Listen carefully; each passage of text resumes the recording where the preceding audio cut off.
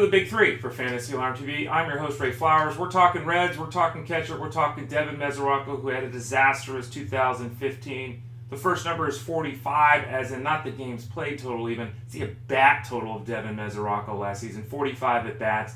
The Reds were asinine with their handling of Mesoraco last year, leaving him on the bench for months, seemingly, to be a pinch hitter, and he barely even did that. He had 45 at-bats all season long because of his hip issue. The hip was corrected surgically, and he was back doing baseball activities in January. The team anticipates he'll be fine for opening day. I'm calling shenanigans. I'm not drafting Devin Mesoraco this year unless he falls outside the top 15. Can't trust a guy that's coming back off hip surgery that so limited him last season. We're not talking about a guy playing right field. We're talking about a catcher. Be very cautious with Devin Mesoraco after a 45 at-bat season last year.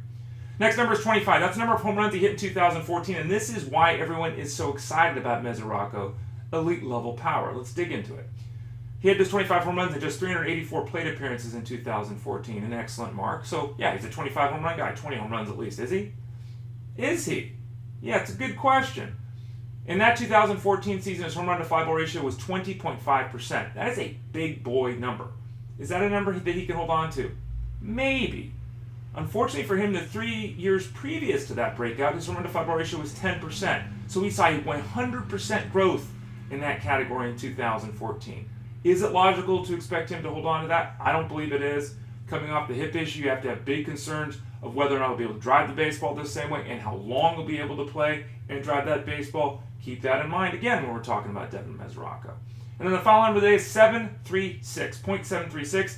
The OPS of Devin Mesoraco in his career, it's not a very good number, folks, to be quite honest with you. Matt Wieters, who everyone thinks is a failure, his career mark is 743. Devin Mesoraco had one great season.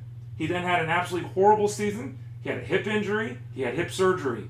As I said, I'm going to be very cautious with Devin Mesoraco. I doubt he'll be on any one of my teams in 2016. I'm okay if I'm wrong about Mesoraco. If he goes out there and has a great season, I'll pat him on the back, but simply too many concerns for the Oracle to feel comfortable in drawstring him in 2016.